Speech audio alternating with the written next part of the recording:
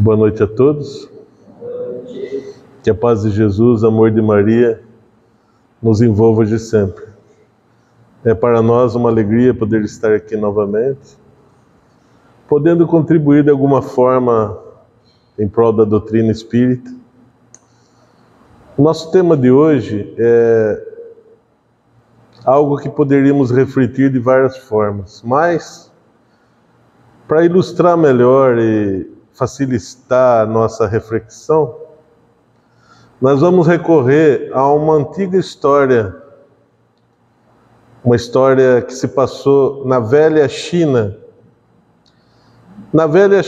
agrícola, na China dos seus costumes antigos de fazer os vasos de barro, de plantar o arroz nas áreas alagadas, de colher, e que disso a gente pode tirar um velho ditado que diz que qualquer povo que conseguisse conquistar a China seria absorvido pelos seus costumes milenares, pela sua simplicidade, e na verdade seria incorporado, não teriam conquistado. Prova essa é os mongóis, os japoneses que tentaram e também não conseguiram. Mas essa nossa história se passa na China antiga e narra da seguinte forma, que um casal, o rapaz de 20 anos, a moça de 20, eles se uniram em matrimônio.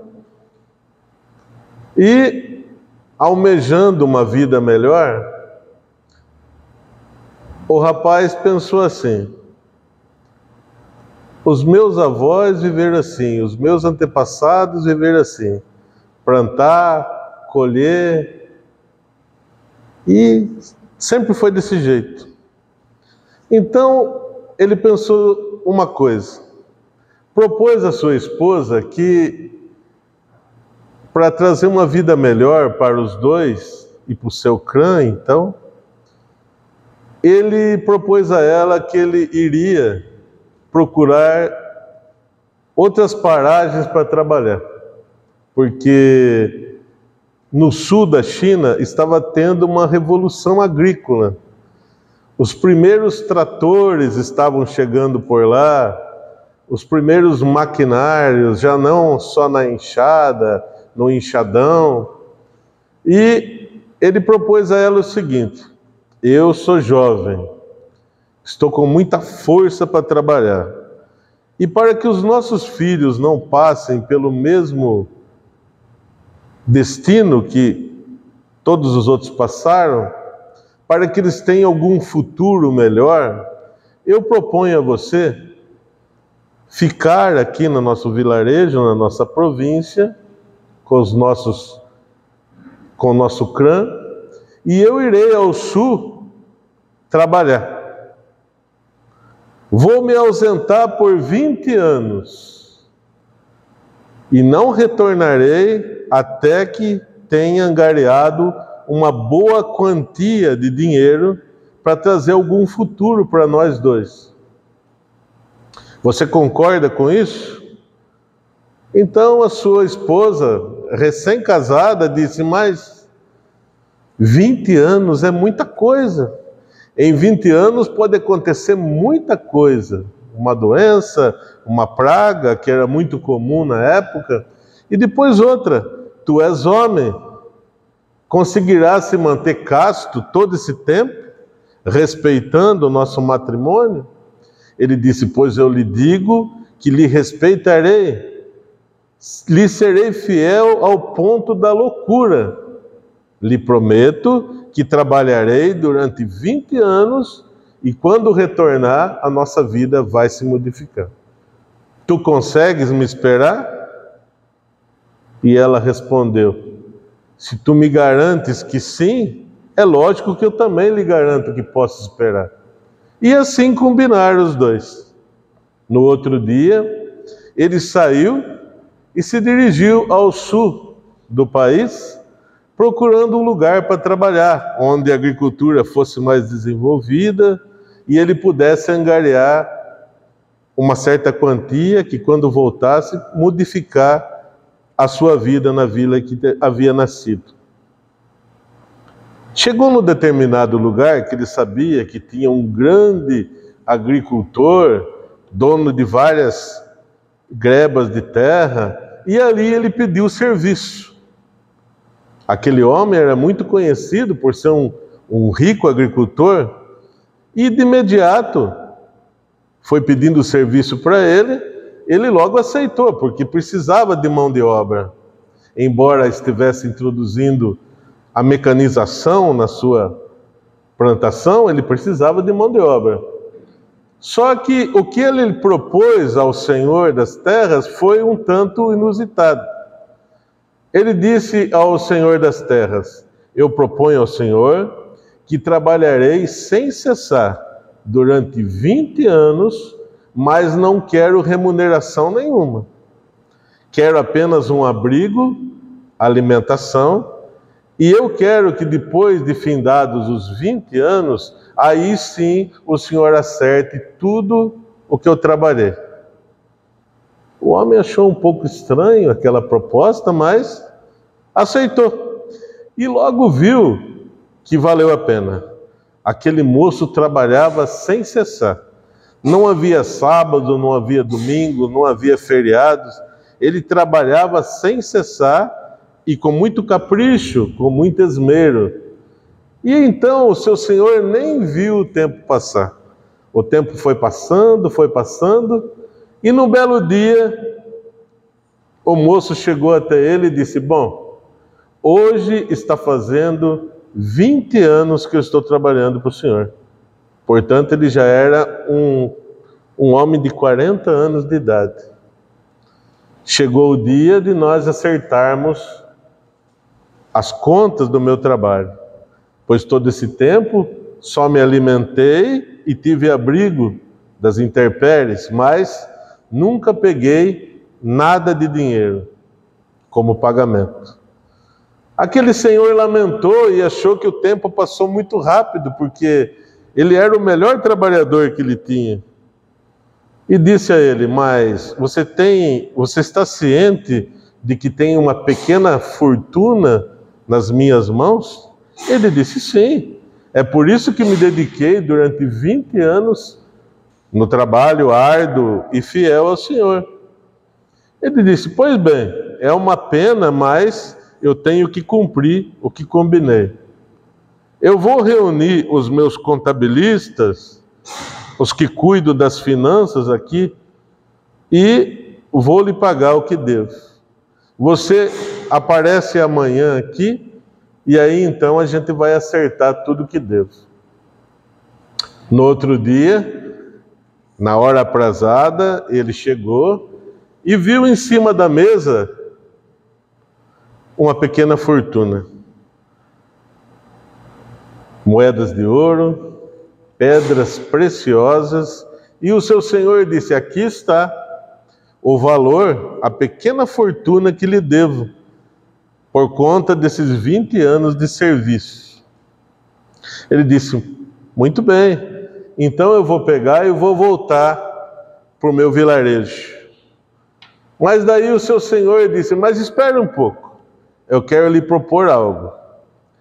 Como gosto muito de você, e você é um funcionário muito fiel, eu lhe proponho que você, ao invés de levar essa pequena fortuna, faça uma troca comigo. Ele disse: o senhor tem que respeitar o nosso trato. Ele disse: sim, eu estou respeitando, mas assim mesmo eu lhe proponho uma troca, que vai lhe valer a vida. Como assim valer a vida? Ele disse: sim, vai lhe valer a sua vida e da sua família. Você não quer escutar minha proposta? Ele disse: sim, posso até escutar, mas eu quero que me é de direito. Ele disse: pois bem, eu lhe proponho trocar essa pequena fortuna que lhe devo por 3 conselhos. Mas agora o senhor está de brincadeira comigo? Não é possível. Essa pequena fortuna de 20 anos de trabalho a troco de 3 conselhos? Ele disse: pois tenha certeza que é por gostar muito de você que eu lhe faça essa proposta. E vai lhe valer a sua vida. Ele pensou um pouco, refletiu. Ele pensou assim, bom, se ele é um homem tão sábio, esses 3 conselhos devem me valer muito. E vai me proporcionar muito mais do que eu tenho a receber com ele, com certeza. Então, o que decide? Eu vou aceitar. Então, eu vou lhe dar os 3 conselhos que valem muito mais do que isso que lhe devo.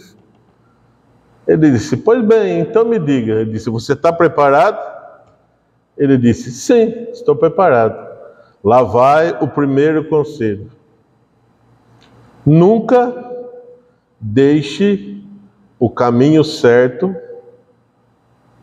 que você tem certeza que é certo, por um caminho largo e duvidoso. Ah, mas esse é um conselho muito banal. Olha só o conselho que o Senhor vem me dar. Parece banal, mas vai lhe servir e lhe salvar a vida. Fazer o quê? Já topei fazer a troca. E o segundo, o que é? O segundo, você está preparado? Sim, estou preparado. Nunca se intrometa nos problemas alheios. E nunca tente modificar nada da vida do outro, ao menos que lhe peçam ajuda. Nunca tente modificar o outro, se intrometendo na vida do outro, ao menos que lhe peçam. Outro conselho banal, meu Deus, troquei tudo que tinha direito por esses 2 conselhos banais.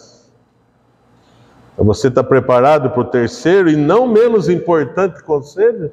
Ele disse, sim, estou preparado. Então lá vai.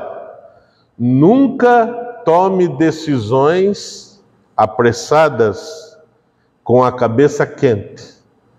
Deixe passar a onda de raiva, de fúria, pondere a situação para depois ver como você vai agir. Ele pensou, meu Deus, troquei o que angariei durante 20 anos de trabalho por esses 3 conselhos. E agora, o que faço?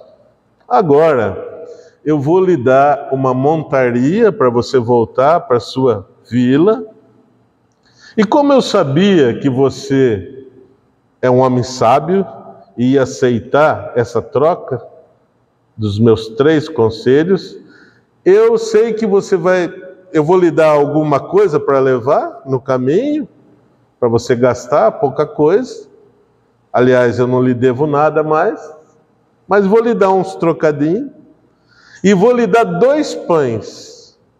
Você vai sentir fome no meio do caminho, então um você come e esse maior você deixa para quando chegar na sua vila, a sua esposa não estará esperando a sua volta, ela não sabe a data ao certo que você voltará, então chegando lá vocês comem juntos esse pão. Ele saiu feliz, radiante, afinal de contas ele tinha trocado tudo por 3 conselhos. Pegou a montaria, colocou os 2 pães num saco e saiu. Foi cavalgando, e quando estava chegando quase no fim do dia, ele passou por uma hospedaria, mas não parou. Continuou o seu caminho. Quando ele estava já há um bom tempo andando, cavalgando, ele viu o Senhor na beira da estrada, que puxou conversa com ele, falou, olá amigo, onde você vai? E ele disse, contou a história, estou voltando para o meu vilarejo. Ele disse, mas é longe o seu vilarejo? Ele falou, realmente é longe, mas faz 20 anos que eu não volto lá. E contou toda a sua saga. Aquele senhor, muito simpático, ele disse, mas, então eu posso te ajudar. esse caminho que você está indo é o caminho antigo. O governo aqui da China já se modernizou. Aquela estrada que você passava pela montanha, por aquelas encostas perigosas, não existe mais. Agora tem essa estrada mais tranquila, uma estrada mais moderna, que passa, corta caminho pelos vales. Os vales alagados foram todos aterrados e virou uma estrada que quase reta. Você vai economizar vários e vários quilômetros para chegar na sua vila. Ele disse, nossa, que bom! E o senhor vai para lá? Ele falou, não, eu vou até uma certa distância, depois eu vou na casa de um parente. Mas se você for por aqui, com certeza você vai chegar bem mais rápido.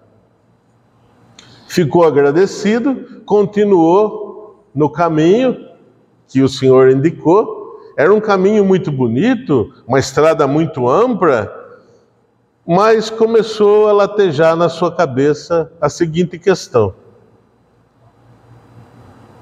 O conselho: nunca troque o caminho certo, embora seja apertado, com dificuldades, por um caminho largo, por um caminho florido. E ele pensou, eu já troquei tudo que tinha a troco desses conselhos.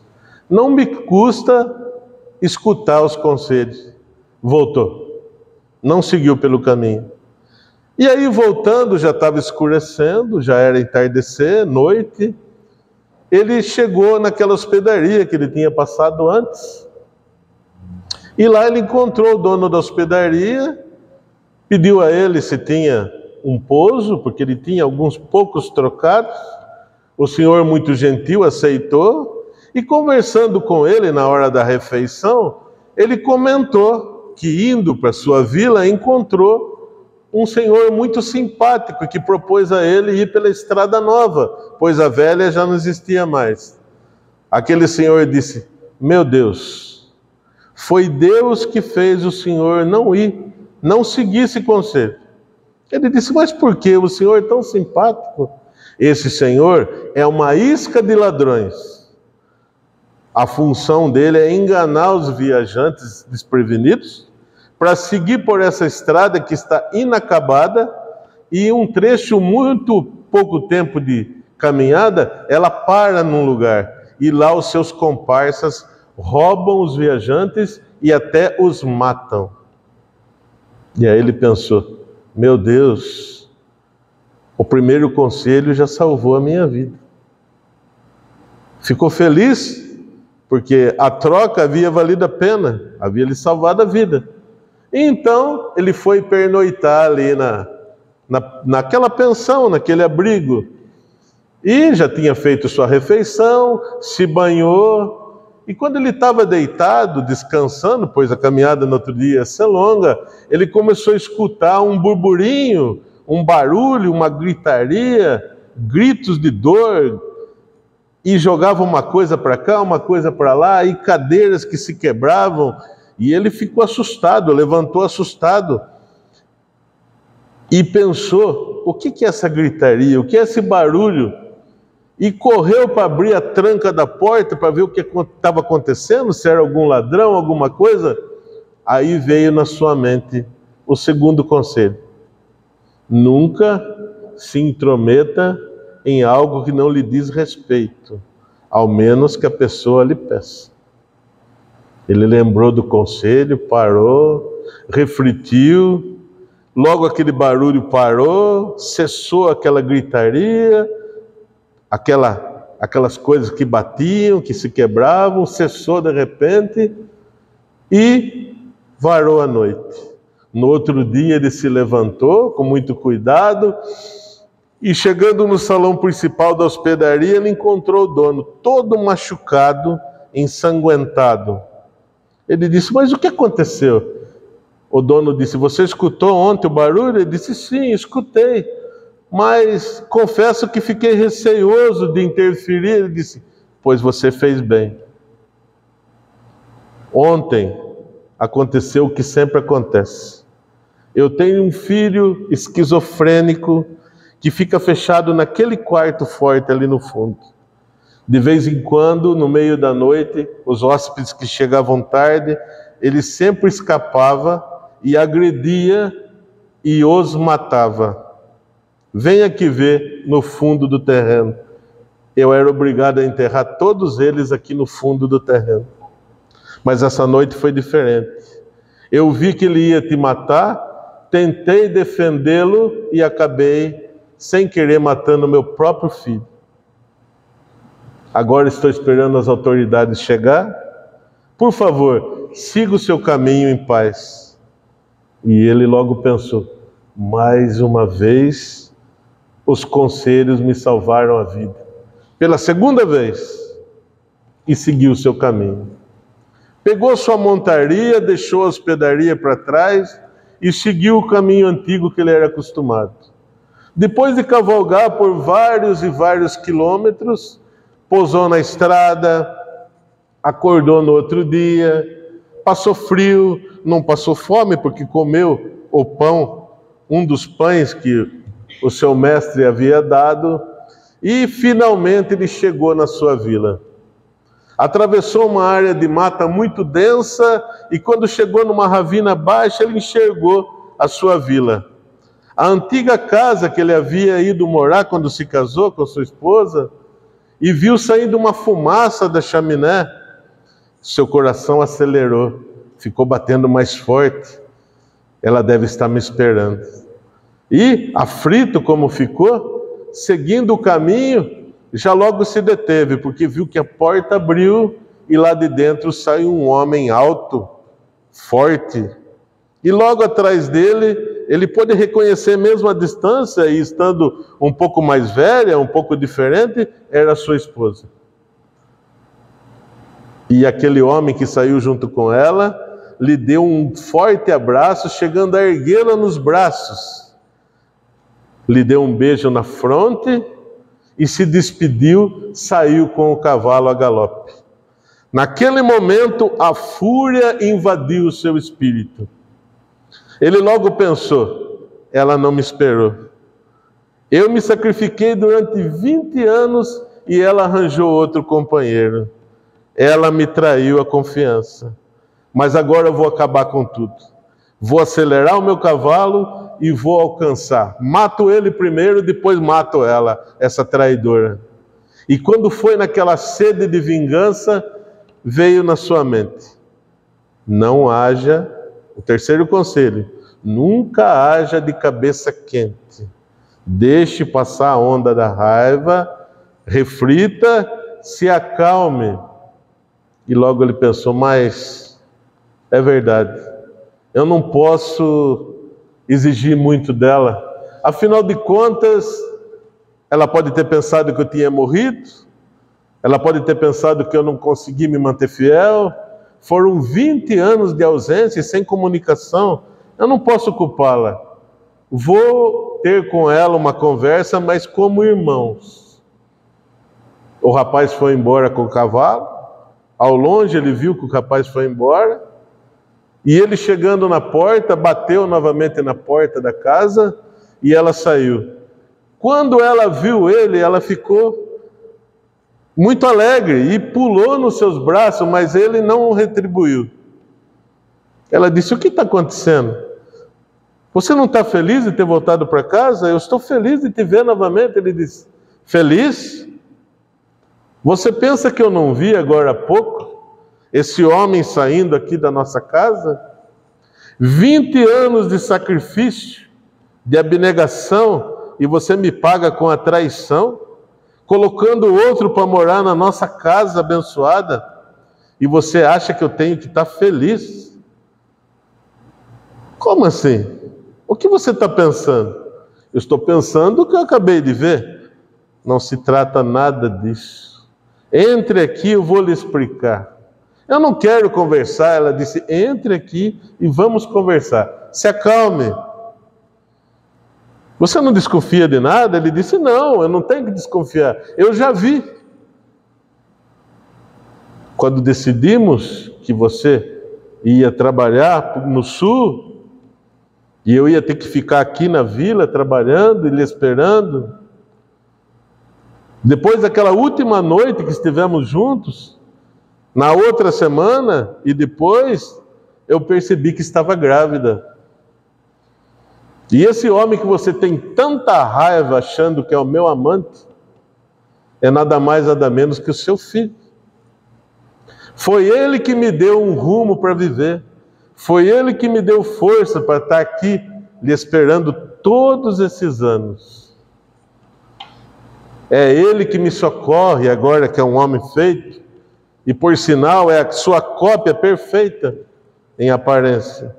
É ele que sai para trabalhar todo dia e que volta tarde para me servir de companhia e proteção.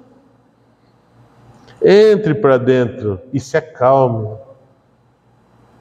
E quando ele chegar, você vai perceber que ele é o seu filho. Quando deu horário aprazado, que o moço voltava do serviço, chegando lá, ele viu o filho, pediu perdão para sua esposa, pediu perdão para o seu filho, e eles foram se confraternizar. Ela fez um chá, e ele lembrou do pão. Embora vários dias de viagem, estava um pouco duro, mas era a única coisa que tinha no momento.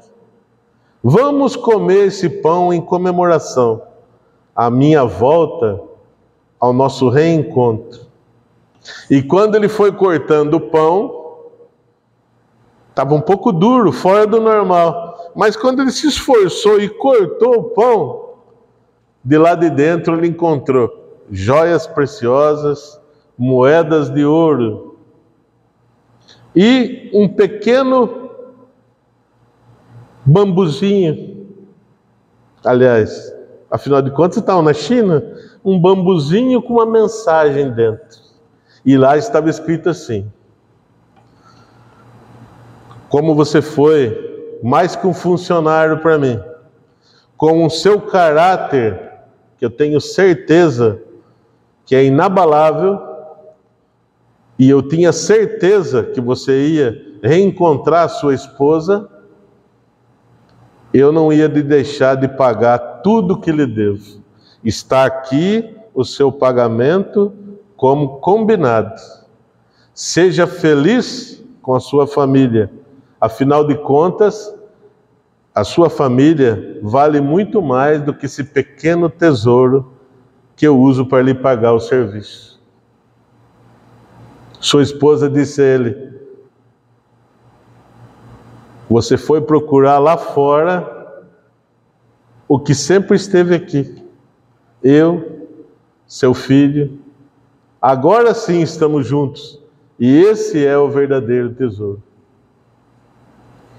Essa história, meus irmãos, significa o seguinte, que as tentações da vida muitas vezes fazem com que a gente tome decisões apressadas e impensadas. Muitas vezes, o caminho que parece ser tão largo e tão florido, na maioria das vezes tem um buraco no meio e a gente vai cair. As facilidades da vida muitas vezes fazem com que a gente se desvie do caminho certo e depois se arrependa amargamente. Ao passo que quando a gente, muitas vezes, sente que o caminho é certo, a gente tem certeza que ele é certo, mas ele não nos pertence. Não é o caminho que foi feito para nós. É como a doutrina espírita diz: a porta estreita parece difícil, mas vai trazer lá na frente os seus benefícios. E assim como a doutrina espírita também diz, quando agimos embalados pela raiva, nós temos um comportamento, um pensamento linear, que não pondera nada. E aí a gente vai fazer muita coisa que no momento parece certo de fazer, mas depois vamos se arrepender amargamente. E muitas vezes nós temos o costume, um dos conselhos, de se intrometer, vamos dizer assim, na maioria das vezes com boa vontade, nos problemas alheios. Nós temos o costume de querer consertar e fazer que os outros estejam nos nossos moldes de conceito ideal. Mas na maioria das vezes a gente está mais prejudicando a pessoa do que auxiliando. Isso acontece muito quando a gente está no começo do movimento espírita. A gente quer aliciar, trazer todo mundo para a casa espírita na marra. Mas a gente tem que entender que nem todos ainda estão preparados para entender a mensagem que a doutrina espírita traz. Muitas pessoas ainda conseguem entender Deus em uma faixa. A outra consegue entender Deus na outra faixa. E o outro em outra faixa. Muitas vezes ainda tem gente que precisa entender Deus como aquele Deus vingativo, que pune. Não o Deus de amor, como a doutrina espírita nos prega e nos mostra que é a realidade. Muita gente ainda precisa acreditar que se ele não andar por caminhos certos, ele vai ter o fogo do inferno como punição. Ele não está preparado para entender que Deus não pune ninguém e não se vinga de ninguém. Mas daí vai a gente e diz assim, não existe, o inferno não existe, Deus não castiga. Aí ele não vai conseguir entender nem de um jeito e nem do outro esse Deus tão compassivo e tão amoroso. Então, nessas três situações, nós devemos entender que temos que ser ponderados, ter a ponderação. Não agir com raiva, pensar 2, 3, 10, 20, 1000 vezes antes de agir. Avaliar bem o caminho que eu estou seguindo, porque muitas vezes pode parecer um caminho muito vantajoso, mas lá na frente eu vou me arrepender. E interferir na vida dos outros. Detalhe, nunca interfira no problema dos outros, ao menos que lhe peçam. O que faz nos lembrar aquele velho ditado: quem tem sede, procura água para beber. Não é necessário que a gente arraste as pessoas para onde a gente acha que é certo. Ou melhor, que a gente tente mudar a pessoa na marra. Todo mundo tem o seu tempo de modificar, de se modificar. Então, essa historinha vem nos trazer reflexão de que tudo nessa vida nós temos escolhas. E acho que a mensagem mais importante que essa historinha nos traz, por mais que a gente se equivoque, por mais que eu esteja equivocado numa decisão que eu tenha tomado, sempre vai ter o caminho de volta, o caminho de reparação. Assim como esse moço da história, durante 20 anos, se sacrificou para angariar bens materiais, e no fim ele notou que o verdadeiro tesouro estava todo o tempo de onde ele saiu. Bastava apenas ele ter olhos de ver. Que a paz de Jesus, o amor de Maria, os envolva de sempre.